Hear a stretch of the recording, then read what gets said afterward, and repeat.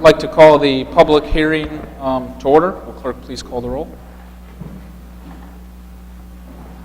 His Honor the Mayor. Here. Councilor Reynolds. Councilor McLaughlin. Here. Councilor Emmons. Here. Councilor Walker. Excused. Councilor Gozick. Here. Councilor Van Buren. Councilor Cordino. Here. 6 are present, 1 excused. We do not have any speakers signed up to speak. Would anybody who has not signed up like to speak regarding proposed local law number 6 of year 2016, a local law amending chapter 228 taxi cabs of the code of the city of Oswego, New York? None? I will, for a motion to adjourn the public hearing. Councilor Van Buren, Councilor Emmons. Clerk, please call the roll. Councilor Gozick. Yes. Councilor Van Buren. Yes. Councilor Cordino. Yes. Councilor Reynolds. Councilor McLaughlin. Yes. Councilor Emmons. Yes. The resolution passes 6-0-1. The public hearing is adjourned and public session will begin at 7:15. I'd like to open public session. Currently, there are no speakers signed up to speak. Would anybody in the audience like to speak during public session? Miles, please come up to the microphone, state your name and address, keep your comments under 5 minutes. Thank you, Mayor. You're so welcome. Thank you, councilors. Okay. Yeah. I remember that fire department back in the 90s. I got invited down there on the west side all the time, Mr. Nelson. I remember the Florida room where Gary Richardson used to hide because he was antisocial up there on the top floor. Had his little Barker lounger with his blanket over him and the colored TV. Now I got to ask the rest of the city here, employees, Tom, does anybody else have that kind of benefit package in this town? No. Why should they? Look at, I don't care. You know, the negativity was brought on by these guys in that fire department, especially back in the 70s and 80s. And I don't want to hear the fact that Bo Shane started all this, because that's back when the steam station was given $12 million to this city. It isn't anymore. It's not even $1 million anymore. And you guys are worse than the school district, think you can grab the local taxpayers all the time. Gary had a terrible attitude down there. Nobody liked him down there. They just wanted him out of the way. Trying to get any work out of him was enough. Okay, and there's a bunch of them down there. I could start reeling off names right now if I wanted to, but I'll leave them alone because I'm in the holiday spirit. You understand what I'm saying? Bill, you're doing a fine job. Go after them. It's not an endowment down there. Anyone else? Ellen.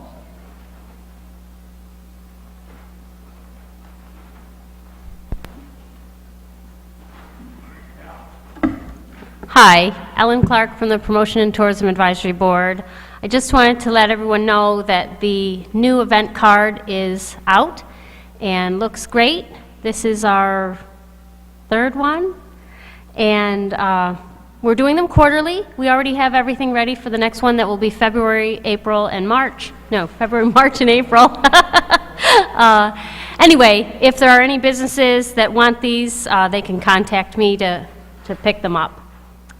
It lists the 5 events that we chose that were most likely to be tourist attractions. Okay, thanks. Anyone else? See none, I'll close public session and regular meeting will begin at 7:30. I'd like to call the meeting to order. Please rise for the Pledge of Allegiance. I pledge allegiance to the flag of the United States of America, to the republic for which it stands, one nation, under God, indivisible, with liberty and justice for all. Clerk, please call the roll. His Honor the Mayor.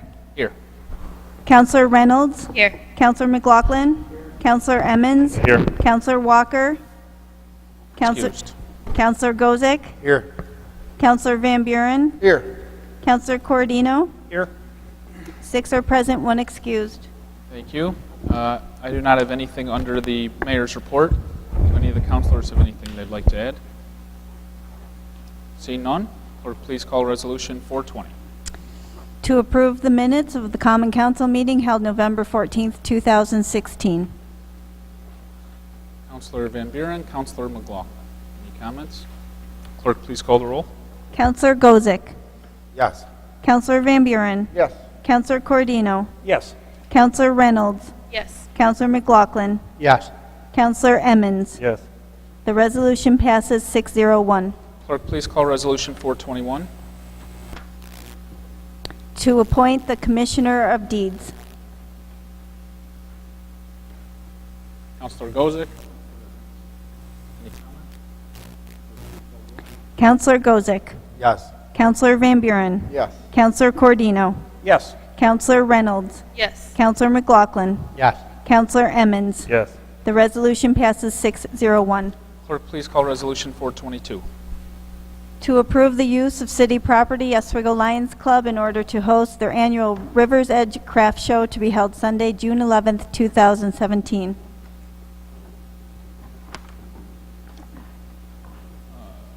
Counselor Reynolds, Counselor Cordino. Clerk, please call the roll. Counselor Gozick. Yes. Counselor Van Buren. Yes. Counselor Cordino. Yes. Counselor Reynolds. Yes. Counselor McLaughlin. Yes. Counselor Emmons. No. The resolution passes 511. Clerk, please call Resolution 423. To accept donation of a park bench from Susan Goodman to be placed in Brightbeck Park. Counselor Reynolds, Counselor Gozick. Any comments?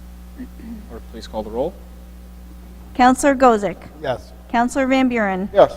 Counselor Cordino. Yes. Counselor Reynolds. Yes. Counselor McLaughlin. Yes. Counselor Emmons. Yes. The resolution passes 601. Clerk, please call Resolution 424. To approve the local law number 6 of the year 2016, a local law amending Chapter 228 taxicabs of the Code of the City of Oswego, New York. Counselor Gozick, Counselor Reynolds. Any comments? Counselor Gozick. Yeah, I was going to give a speech, but since Councilor Walker isn't here tonight, I just wanted to thank everyone who put all their time in working on this over the last 6 months, councilors, city officials, and the cab owners. I really appreciate it. That's all. Thank you. Any other comments? Clerk, please call the roll. Counselor Gozick. Yes. Counselor Van Buren. Yes. Counselor Cordino. Yes. Counselor Reynolds. Yes. Counselor McLaughlin. Yes.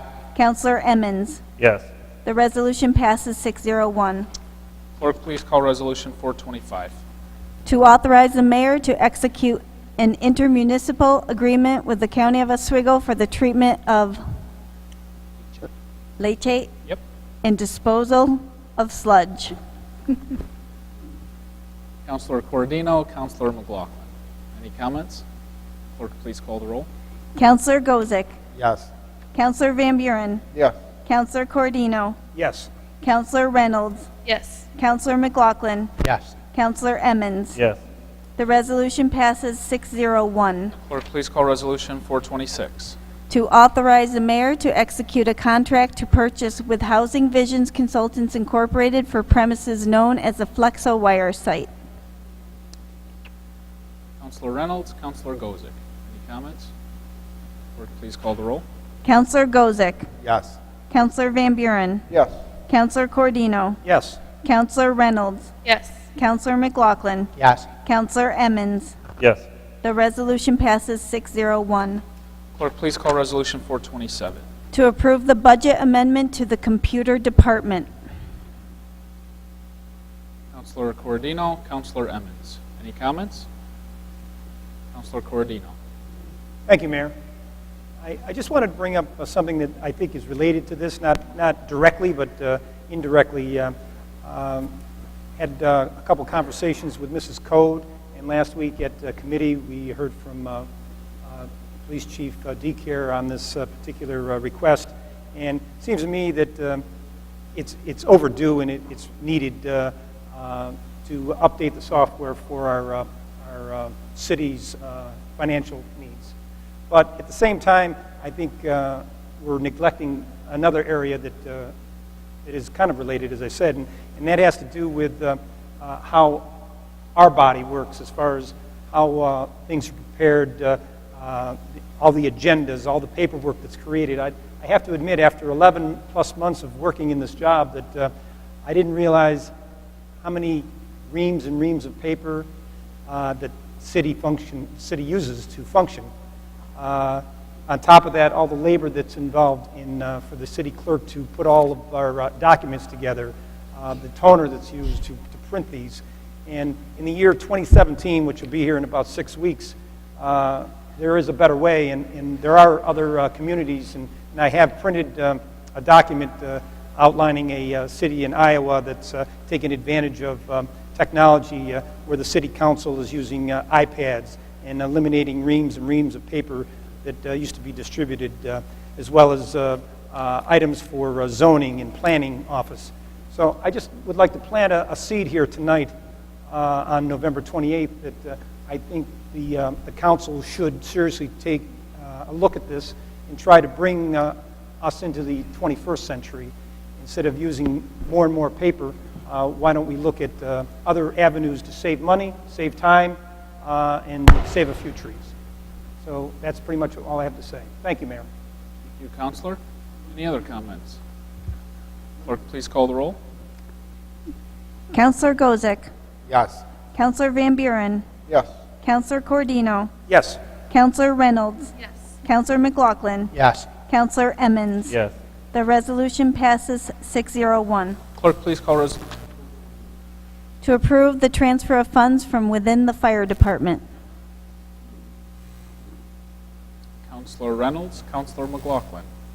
Any comments? Clerk. Counselor Gozick. Yes. Counselor Van Buren. Yes. Counselor Cordino. Yes. Counselor Reynolds. Yes. Counselor McLaughlin. Yes. Counselor Emmons. Yes. The resolution passes 601. 429. To waive the rules of the Common Council to present resolutions number 31 and 431 from the floor without committee consideration.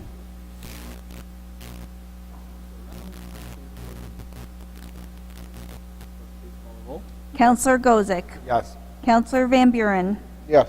Counselor Cordino. Yes. Counselor Reynolds. Yes. Counselor McLaughlin. Yes. Counselor Emmons. Yes. The resolution passes 601.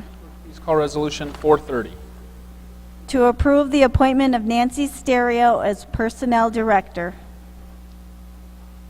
Counselor Gozick, Counselor Emmons. Any comments? Clerk, please call the roll. Counselor Gozick. Yes.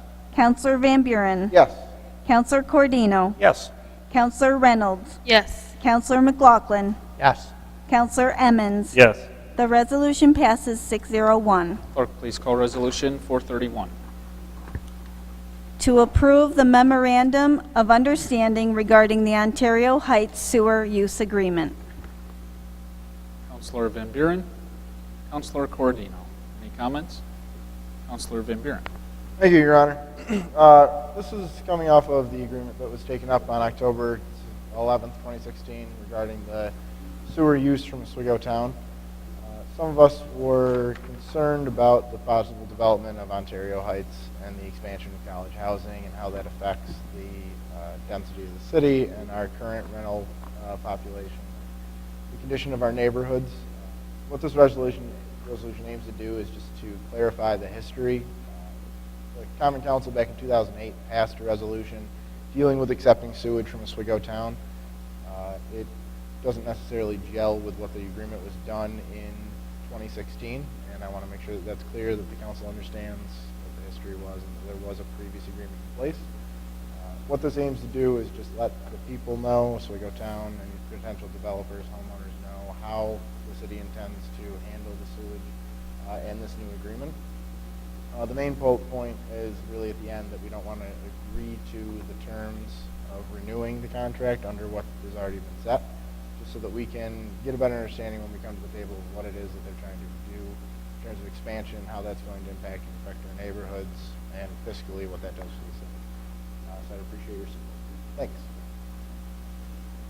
Any other comments? Counselor Emmons. I just have a couple of comments. You know, for me, there's kind of two sides of this issue. One is the resolution that was passed in 2008, which I think is, seems like something we need to abide by. But I think the other part of this is, I think the notions in which we're coming to the floor tonight with this memorandum of understanding. I think the council has been quick to approve other housing developments within the city. Mainly we approved one tonight, the sale of property of Flexowire. And yet to build a multi-unit housing project, there's a housing project that's going on out behind Price Chopper as well. But yet the argument being made that this will somehow disrupt our neighborhoods, it seems contradictory to one another. We're quick to approve things that are happening within the city and leveraging that it's going to ruin our neighborhoods. It's going to decimate our neighborhoods if we approve these housing projects. But yeah, despite unanimous vote tonight, we approve the sale of a property for a housing development. It just happens to be within the city. So I'd like to throw caution to the wind to all of us that when we talk about, well, this is going to decimate our neighborhoods, that's a lot of if, maybes, buts, I don't know. I mean, there's so many factors that I think influence whether a housing project outside the city limits would, in fact, impact the housing stock within the city. As I was mentioning a couple of folks earlier, I mean, SUNY Oswego is expanding, for example. They continue to add more and more students to their campus. They're eager to become a university center, and that will increase the population of students there.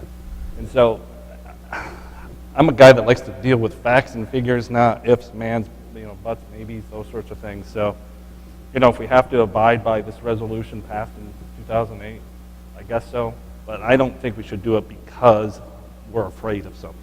We should base our decisions based upon facts and figures. And by the way, one of the figures that is generated out there is that this potential sewer agreement with this housing development could generate up to $240,000 worth of revenue back to the city, which at a time in which we continuously talk about sewer rates and increasing sewer rates and all those sorts of things, it seems like this would be an opportunity for the city to bring in revenue for our sewers that may help our city residents in the future with at least not having increases in their sewer rates. So it's a multi sort of faceted and complex issue that we have to look at when we're dealing with these outside housing projects.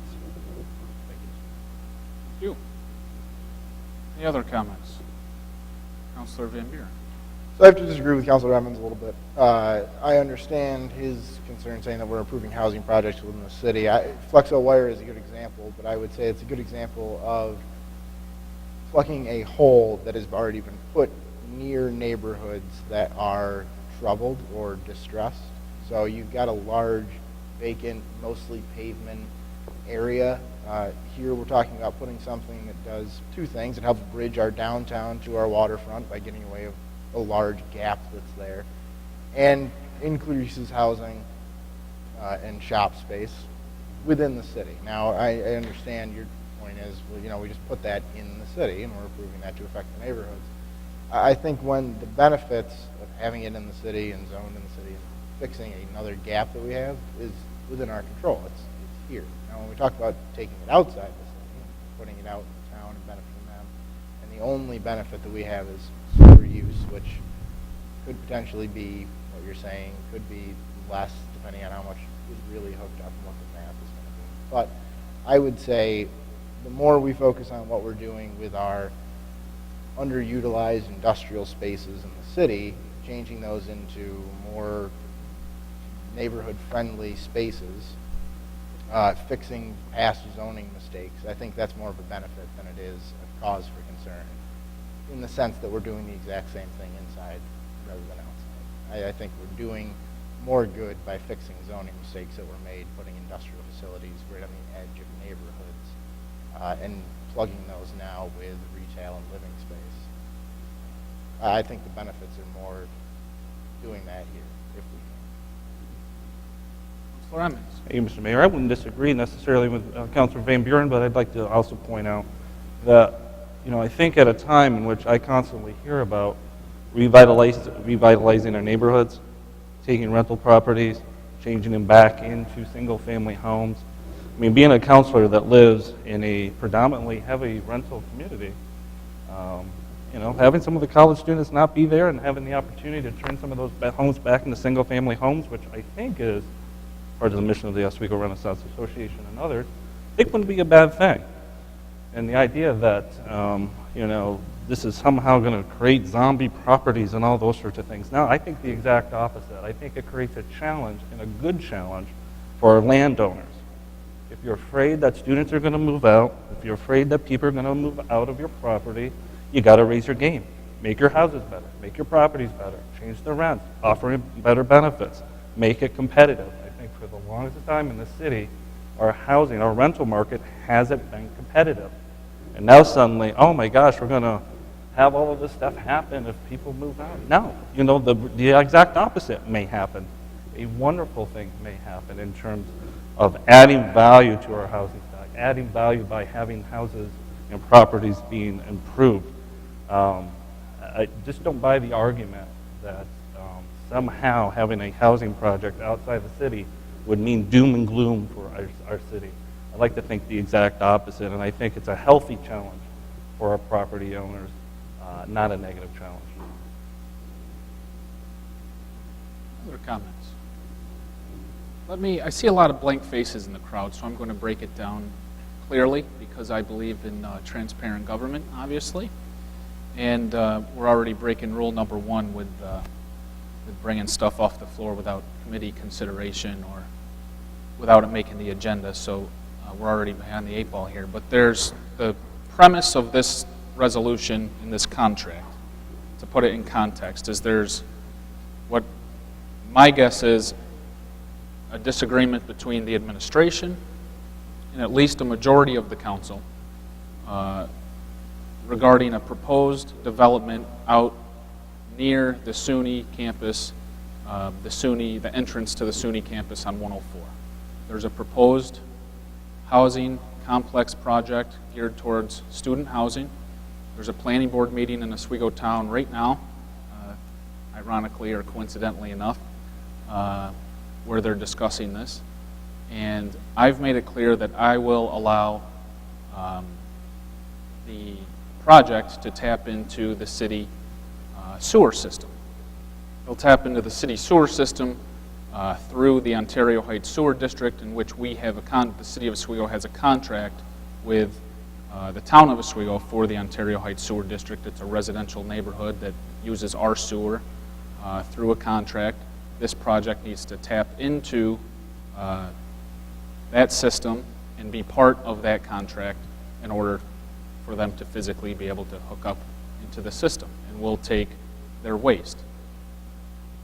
The council voted on a water contract earlier this year where capacity was increased, not solely because of this project, but because with all the work from the consent decree and everything else, we have a better facility than we had before. We can accept and process more sludge than we could before. And quite frankly, with all the work that we have to put into the wastewater facilities, there's no reason why we shouldn't be the wastewater attraction for at least Oswego County and be able to take in additional waste and sludge from whoever wants to bring it here. Look at Resolution 425, and you can see that we're taking some of the county's sludge because we can. So we passed a resolution earlier this year about Champlain Valley taking their waste because we can, because we have additional capacity. That's a good thing. So with the approval of that contract, this complex can essentially hook up to, with permission from the mayor, obviously, hook up to our sewer system and send their sludge to our sewer plant at the rate that Ontario Heights pays. So how we get to amending the language here tonight is, my guess, through lobbying of landlords and whoever else,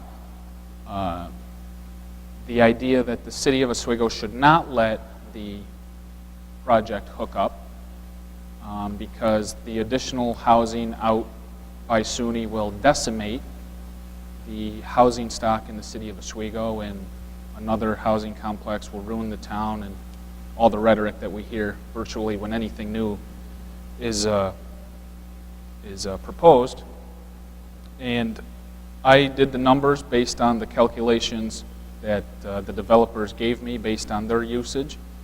We did the numbers based on the adopted rates in the new sewer contract earlier this year. And I don't have the paperwork in front of me. I didn't expect this tonight until it was popped on my desk. But if I remember correctly, we were talking about $240,000 annually of sewage coming in to the wastewater facility. So, but where I get confused, obviously, as mayor, I look out for the health of our neighborhoods.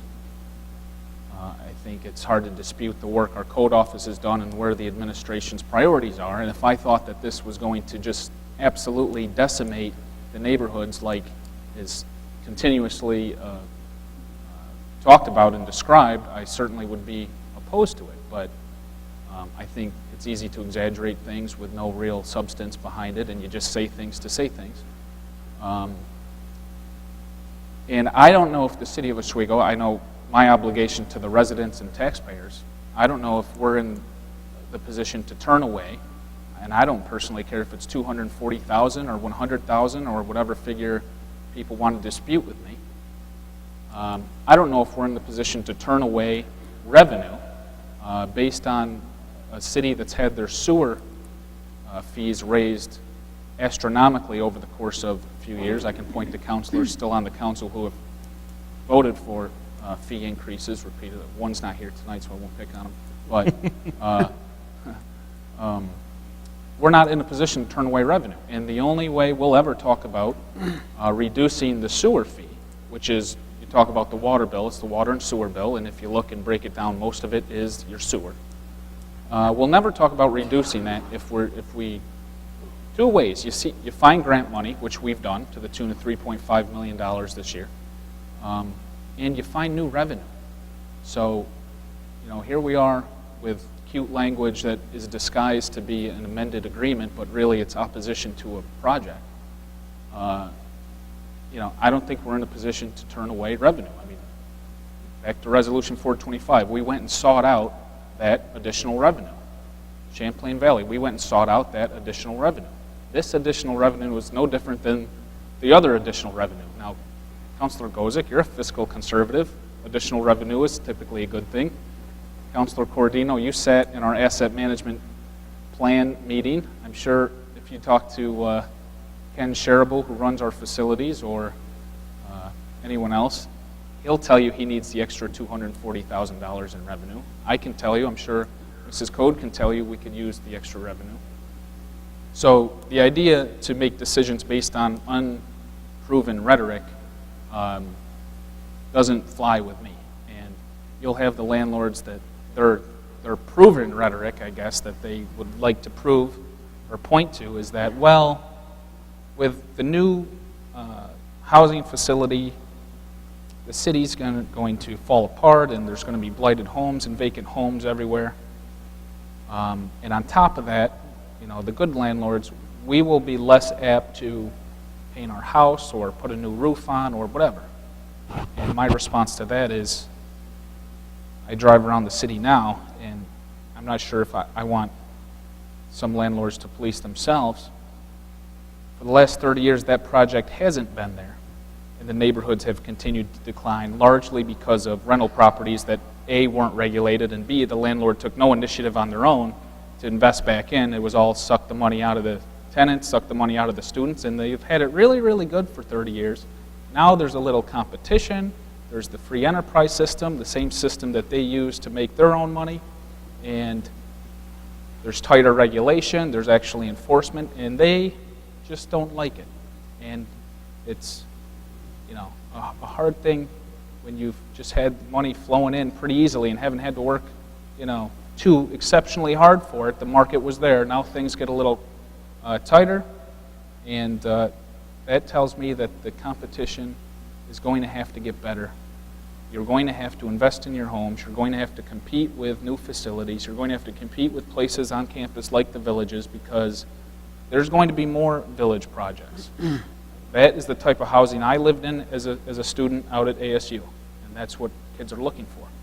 I can tell you that as a college student not too long ago, I can live on campus and pay X amount of dollars, and I can pay a couple $100 more to live in a nice facility on campus, near campus, have my laundry there, have a place to park my car, et cetera, et cetera. But then there's the argument, do I live off campus? Do I save a couple $100, have to commute to school, and the house isn't quite as nice? That is an argument that you can go back and forth as a student. Do I save a little bit of money to live in a little lesser place and have a little commute? The argument you can't have, and what probably some landlords are nervous about, is do I live in the nice place on campus with no commute, or do I live in the dump down in the city where I have to commute? So my advice to the landlords is take the dump or the okay place in the city and let's raise it up a little bit. And then you won't have to worry about the new place coming in. That's my advice. I'll finish up with the lack of transparency. Really goes without saying. The people who come every week probably can already tell what's going on. Nothing annoys me more than just sliding things through it. It brings flashbacks to my 2 years on the council, and I don't like flashbacks. They make me uncomfortable. And I think we went all year without things just appearing on our desk the night of council. Odd that we wait until the second to last council meeting of the year for things to start appearing on the desk. I think this happened once before, and that was the rental permit fees, oddly enough, and that actually went through committee. So without committee consideration doesn't apply. No action was taken, and then it appeared there. This didn't go through committee. I didn't know about it until I literally walked through the door and figured it all out for myself. And transparency is really important. And if this is such an important issue to the city and city taxpayers and city landlords and whoever else, maybe we should take time to inform the public, like I just did, on what the issue really is, not language in a contract, but a proposed housing project out in the town. And inform the public and explain to them the pros and cons and see how they feel, and we'll go through committee and we'll get Councilor Walker's input, and then we'll be back for the grand finale in 2 weeks or in the new year or whenever it fits. Or if council's okay with doing things like this, they can vote and pass it tonight. And that's about all I have. Back to transparency. I wasn't in an executive session at all this year until last week, and that was a pretty easy one. So that's important, and I just want to maintain that, not through the first year, but through all 4 years. And I'll lessen the tone a bit. Personally, I'm not connected to the project at all. I truly feel it's in the best interest of the city and the city taxpayers for the city to take in revenue and accept the project. So if the majority of the council was to vote this down, no hard feelings on my end. I guess I don't know if I understand, but we'll move on. But somebody's got to tell me what to go say to the staff at the wastewater facilities and the DEC and everyone else who's involved in the city taxpayers when their sewer bills have gone up, when we're turning away revenue. I don't know if we're in that type of a position at this point. So, any other comments? Councilor Ahmed. The only other comment I would make is I think we're silly as a council to sit here and believe that SUNY's not licking their chops right now and hoping that that development does not get built. If you have seen the campus since 2003, it has the whole Lakeside residence, every single Lakeside residence hall by this upcoming June will have been renovated. The villages have been built. And with their expansion happening, you cannot not believe that they are not licking their chops saying they hope that this gets defeated, because I bet you dollars to donuts that they got some other new housing project queued up with the dormitory authority. And it all hinges on whether this gets built or not. And the reality is, if they build on campus, we don't get a dime. So all those students that you think that are going to move out of our downtown, go to Ontario Heights in this housing project, well, it's those same students that are going to go to whatever new housing project that takes place on campus. And guess what? we've lost that revenue, that $240,000 revenue. So think about that this is a very complex issue. And the rhetoric that's out there, you have to understand the facts and you have to understand what's going on in the community, not just, well, somebody's going to move out of the house next door and, oh my gosh, it's going to ruin everything. Any other comments? Or please, Councilor Goza. Thank you, Your Honor. Just from the background we've got on this so far, I mean, obviously, none of us want to prevent the city from generating this revenue. If that is the actual revenue, I'd heard numbers between $60,000 and $120,000. Tonight, $240,000. Obviously, when we consider the economic burden taxpayers of Oswego have had to bear over the last several years with increased sewer and water fees, on the one hand, and then the flip side is, as a counselor, I never really noticed until last year all the calls I've received. It's opened my eyes to the blighted properties in the city on every block. I mean, just today, I was meeting with a man after work for an hour and 15 minutes. He pointed out to me every house around him was a rental property. Even if he wanted to sell his home, he's 70 years old, him and his wife, no people would come look at his house. Once they come there and they see it, they look around and they see rental here, 2, 3 rentals, all college, every which way.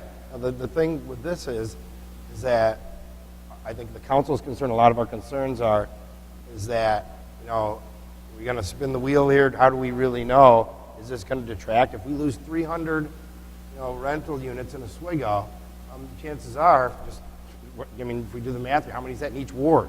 Could we really afford to have another 10 or 15 houses empty? That's our concern, I think. I don't know if I can speak for everyone here. My concern in the 5th Ward is, I have so many people that call me all the time with zombie properties that have been sitting there for 10 years vacant. Mayor Barlow knows a couple of them in our ward.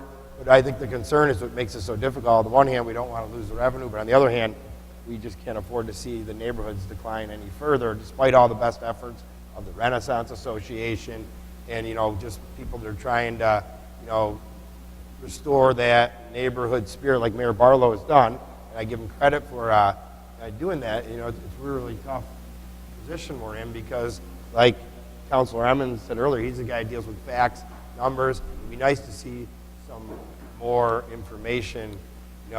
Really, how do we know how many? To me, it's hard for me to decide only because I don't want to see any. My ward can't take any more vacant properties anymore, abandoned homes. I don't see people coming and fixing them up and having the demand there for families moving in, turning them back into single-family dwellings. Reality on the ground is it seems like another couple of landlords will buy them up and they'll turn into more college houses. And then the flip side is, what if we do lose these people, the college students leave, and we get so many complaints about college students, and there's nothing you can do. College students are going to be college students. You're going to walk down the street at night, be loud. That's always going to happen. It always will, always has. But what's going to happen? Who's going to go into those houses afterwards? What's going to happen? We all know. We've seen some of the problems that have come to Oswego because of the low-income housing. Not to speak disparaging of anyone or point anyone out, but we know what happens. There's a lot worse problems when you bring in low-income housing like the HUD, and we bring problems like drugs here from inner cities. People come flocking to Oswego. That's one of my concerns trying to look at this here tonight is, even if there's the slightest potential for that housing development or this apartment complex out in the town of Oswego to drain away those college students that are renting in Oswego and leave more vacant properties and probably take businesses out there as well. They might have come to Oswego. There goes, more of our tax base if that happens. None of us have a crystal ball to see, but I just thought I'd throw that out there. My big concern is, the threat of having more vacant properties. And I'd like to see Mayor Barlow's vision, that people would come in and want to fix them up, landlords would fix them up. The reality is, it just doesn't seem like that would happen to me. So, for my purposes tonight, my biggest concern right now is what good is the revenue if we have more and more vacant houses and the neighborhoods decline more. It's not really going to matter. The water and sewer rates are so high already that, it's a tough call. I'd like to know exactly, I guess, how much revenue would be generated and see numbers on it personally. Otherwise, I tend to side with the view that we need to protect our neighborhoods here, and we can't afford to see any more empty apartment houses around town. Councilor Van Buren. So the resolution that I put forward tonight, I don't feel like it's too cleverly disguised with anything. I believe I actually removed the language that would make this like a clever disguise to derail the agreement that was put forward. This was really just a chance to let us come back to the table when this agreement is over and look at the terms and see what's happening with it. Maybe Councilor Emmons' reality will come true, and the developers in Oswego sought a challenge and raised the housing stock and fixed blighted neighborhoods, and we have a good turn. Personally, I think the college housing has staved off the hardcore abandonment that a lot of Rust Belt cities have seen. It's kept Oswego afloat. During those times, you would see cities that were like us, with housing like us, filled with 10 times more zombie properties. So really, that's all. I just want this agreement to be put on notice that when that agreement is done, the council should have a chance to come back. I understand that I did forego the committee route, but I would point out that item 378 on the meeting for the 11th on 2016 was to waive the rules of the Common Council to present 379 through 380 without committee consideration. And item 379 is authorize the mayor to execute a sewer use agreement with the town of Oswego for Ontario Heights Sewer District. So that also did not go to committee. We talked about it that night, and maybe if it had, we'd had a chance to see the 2008 agreement. Maybe that would have been brought to light sooner. I won't knock the mayor at all. He does an excellent job of being transparent about things. He speaks very articulately when he brings things to the table, so I don't feel slighted in that sense. I do recall that Councilor Walker was asked if this agreement was going to include the development for the housing units, and he was told no. And I believe that was the reason that some of us had voted yes on this project. So that's why I feel that a step needed to be taken just to make sure that when this does end, we have a chance to come back and there's no auto-renew clause like we see in a lot of them. The yacht club agreement, for instance, nobody can just show up and say, we want to keep going with this, thanks, and move on. So that's my opinion. I don't feel there's too much, non-transparency there. I think it's pretty clear. I would say support this. But,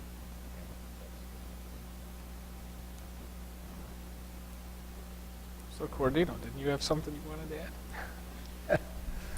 Well, I was about to go back a few years and give a little history of what happened. The premise that all these neighborhoods are going to have houses that people are going to vacate. I heard this horror story a few years back when the building of the apartments on Utica and Hillside. Is that something Suites? Living Suites? I mean, I heard a lot of landlords, because I am a landlord for the past 35 years, I heard a lot of people complain that when they build that particular property, all of the other landlords in town are going to suffer and we're going to lose tenants. And I know it's that particular property and project isn't on the scale or magnitude of the proposed property in the town of Oswego, but the bottom didn't drop out of the rental market. And the neighborhoods didn't, in my eyes, didn't suffer a lot. I mean, as the mayor pointed out, it's been going on for 30 years, the deterioration of the neighborhood, and I don't think that the building of a 4 or 5 story large apartment unit dedicated to students hastened the deterioration of the neighborhoods. So we, the city, and Councilor Emmons pointed out that we could probably absorb some of the growth based on the college increasing the population of the college alone, but it's a balancing act, it seems to me. I know in the city of Syracuse, I read that they've got several projects that are 6, 7, 8, 9-story apartment units for college students, and of course, they have a larger population of over 25, 30,000 there on the campus. But where does the balance come in? I mean, can we absorb a 200 or 300 unit apartment complex in the town of Oswego without hurting our neighborhoods? I think that's where the issue is, and I think it really is too bad that we didn't have a chance to discuss this in committee. I think that would have been the venue and the proper place, because that to me is where we should be talking about this. But I just wanted to pass along some history that on the other project that we had recently and didn't affect housing. Thank you. Just to point out to Councilor Van Buren's point, we get along. We actually get along really well, so I'm not going to belabor it. With the whole council, and that's just Councilor Van Buren. But there's a difference between waiving the rules for committee. When you waive the rules for committee, it didn't get discussed at committee. And at least in my administration, it's made it into the packet for the councilor's benefit, for the benefit of the press to write about, for the benefit of the public who may look up the agendas. When the packets come out on Friday, you can see the item Friday, Saturday, Sunday, Monday. Councilors can see it. Councilor Gozick sounds like he has a bunch of questions. Sounds like somebody didn't give him the right facts and figures, that's for sure. And he probably would like the time to review at least Friday to Monday to maybe call me or call somebody with questions and to decipher rhetoric versus facts and you know, maybe dispute some of the stuff someone's filled them in about. But there's a difference. And when things just show up on a Monday night on your desk, I mean, I figured this out, 90 seconds before I slammed the gavel that the meeting was starting, and I think Councilor Van Buren had to explain to me what it was just now, and there's a difference between waiving the rules for committee and things just coming off, being face down here on Monday night. But we all do get along, and I like Councilor Van Buren very much. I think we all like conflict. He's a good counselor. Councilor Emmons. I do think that, for me, that, as I said, my very first statement, there's two sides to this issue. The one that I think we've spent most of the time on, which is it good or bad for the city, right? But really, I think the more pressing issue for me is the legal side of this. We have a contract that has been signed, but we have a resolution from 2008.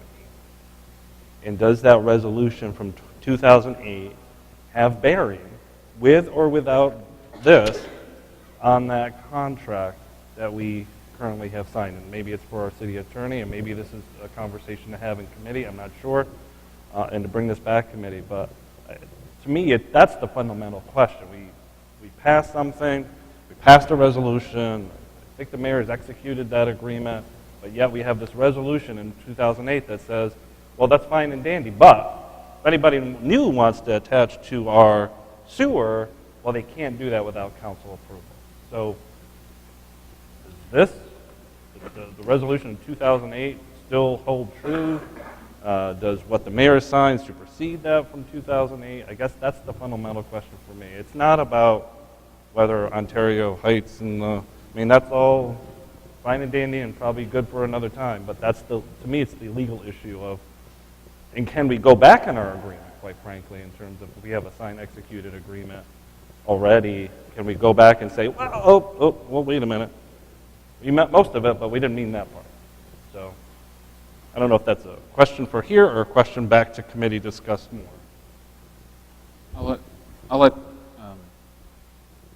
Mr. Reynolds speak, but I don't think we're reneging on the contract. The premise of the language is that in 2 years, the council has the ability to go in and amend the current terms or to start new terms. Where that comes into play with the project is, I assume you've been lobbied by the landlords to do something because something needs to happen here quickly. This is the best route you can take, because there was a previous resolution that the council did years ago that said any new user that wants to tap into the city sewer system must get permission from the Common Council. That resolution does not apply because this user is tapping in via contract to the city's sewer system. What this does addresses the contract 2 years from now. I assume the landlord's banking that this project doesn't hook up within 2 years. You get the out if they don't hook up in 2 years. Their time frame is a lot more ambitious than that, but that's besides the point. Anything, you need to add something?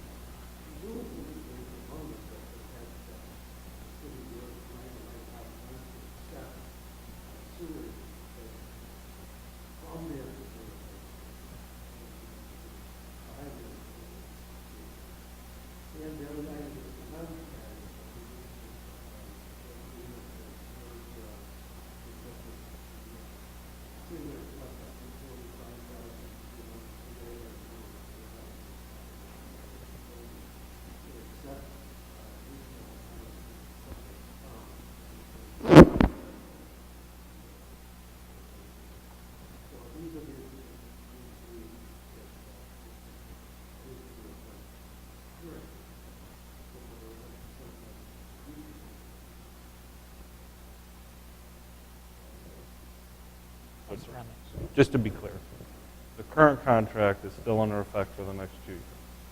So if they go ahead and build this thing and connect to the sewer line in the next 2 years, what we're all talking about tonight has no bearing, impact, nothing.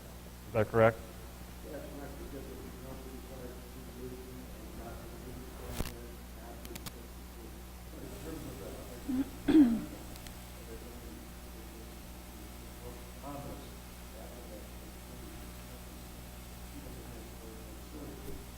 And to take that one step further, with or without this memorandum of understanding, there's no guarantee we would renew the current contract anyway. It would have to come back before the council, the mayor, you would have to discuss the contract again.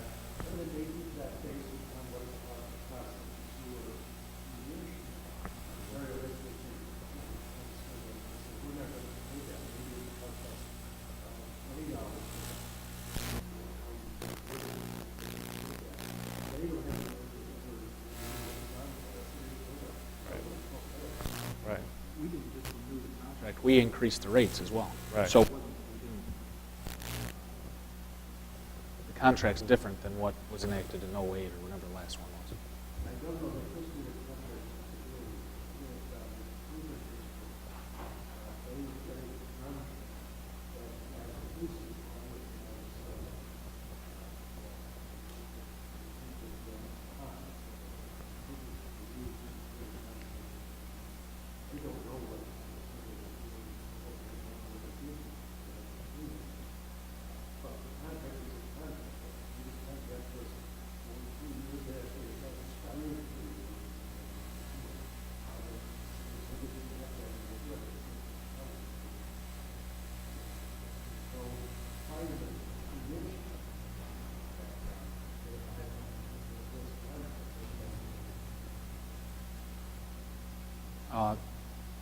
to branch off of that point, 2 other points. These were issues that would come up as we debate this. A part of the agreement with the Ontario Heights, with the development, is the developers would upgrade the lift system. I don't get into the technical terms, but they would upgrade the city's lift system that would serve this complex. That would be part of the agreement on their dime, not the city's. And it's worth noting that the Ontario Heights Sewer District, so in turn this complex will be paying the highest rate in the city of a project comparable to this, because the Ontario Heights sewer rates are higher than the city of Oswego. If I had the contract in front of me, I could cite it, but I didn't know. I think it's like $11. $11 per thousand? Yeah. So, it sounds, I mean, look, I've been being lobbied by landlords since back in May, or maybe even before that, and they were talking to me about this before I even knew what they were talking about. And it sounds like Councilor Gozick, I know you're incorrect on a few things you said. Councilor Emmons, you have a bunch of questions. I'm not sure what the urgency is other than they're in a hurry to just be in a hurry. Would it maybe be beneficial to everybody to table? I mean, it took us months to figure out a parking policy. Can we table it maybe and then bring it through committee, answer some questions, figure things out, go through some information, and Councilor Walker will be here for 2 weeks. I'm sure he supports it, so it may help you anyway. Unless there's an urgency to pass it tonight, I don't know. I don't know why it appeared on my desk either. Councilor Cordino. I think that's an excellent idea. I see that most of the work in city government happens at the committee level, and I think this really is an important issue. And I would encourage and I would support that to have this go to committee. Again, what's the urgency? Is that a motion? It is a motion. Okay, we have a motion motion to table, Councilor Cordino? Yes, a motion to table this Excellent. resolution. Councilor Emmons? Second. Councilor Emmons, clerk, please call the roll. Counselor Gozick. Yes. Counselor Van Buren. Yes. Counselor Cordino. Yes. Counselor Reynolds. Counselor McLaughlin. Yes to Ca- table. Counselor Emmons. Yes to table. The resolution passes 601. Motion to adjourn. Make a Councilor motion Emmons? to adjourn. Councilor Van Buren. Clerk, please call the roll. Counselor Gozick. Yes. Counselor Van Buren. Yes. Counselor Cordino. Yes. Counselor Reynolds. Yes. Counselor McLaughlin. Yeah, I guess. Counselor Emmons. Yes. The resolution passes 601. Meeting is adjourned.